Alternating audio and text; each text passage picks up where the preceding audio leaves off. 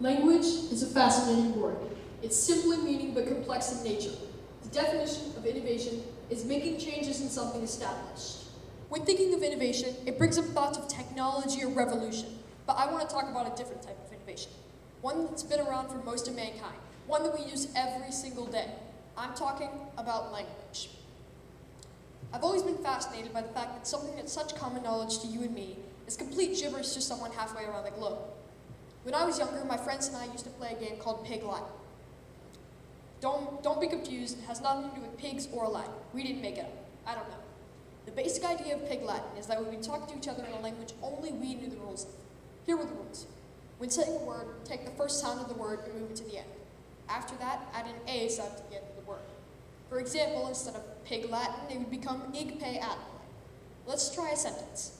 Udwe se a orye avrit fe ulrke. Who here understood that? This is a great example of how all languages work. You can know the rules and format, but it takes time to truly consider yourself fluent. Another key detail here is that it's much easier to speak a language than to understand someone else speaking the same language. Try it. Think of a sentence and try to think of how you would say that sentence in Pig Latin. Figure it out? This is a great example of how all languages work. Again, some of you may have run into a problem. Take the word trait. Would that be rite or itre? Is the TR sound one singular sound or the combination of two sounds? There's good arguments for both, but most would argue it comes down to a matter of opinion. These opinion-based arguments form to become different dialects and eventually different languages. A good real-life example of this would be the word y'all. In Southern America, especially Texas, it's common to combine the words you and all into one word, y'all. These changes include spelling and grammar, but also word pronunciation. For example, if I wanted to say I love to eat ice cream in Spanish, you wouldn't say yo me gusta comer helado, a direct translation of every single word. Instead, you would say me encanta comer helado.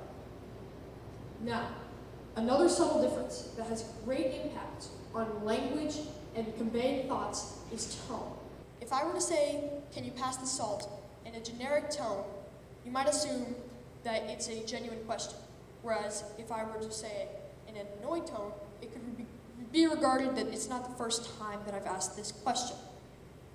It's unfortunate that phones and communication aren't able to use tone differentiation, because this ends up being the cause of many modern dilemmas. Modern innovations in English aren't so subtle. Just like everything else we say, language is evolving faster than ever, causing the rapid creation of periodic slang. Bear with me here, but words like slay and riz are common among the Gen Z and Gen Alpha population, but are regarded as complete gibberish among most of their parents. If you ask a young person where they first heard these words, most of them couldn't say. I know I'm not positive. But they're just common pieces of language that are commonly used as a part of our everyday vocabulary. The most fascinating thing about this is the recent innovations in all of language and the difference in dialects. Thank you for listening, or should I say, Enkve, Uye, or Fe,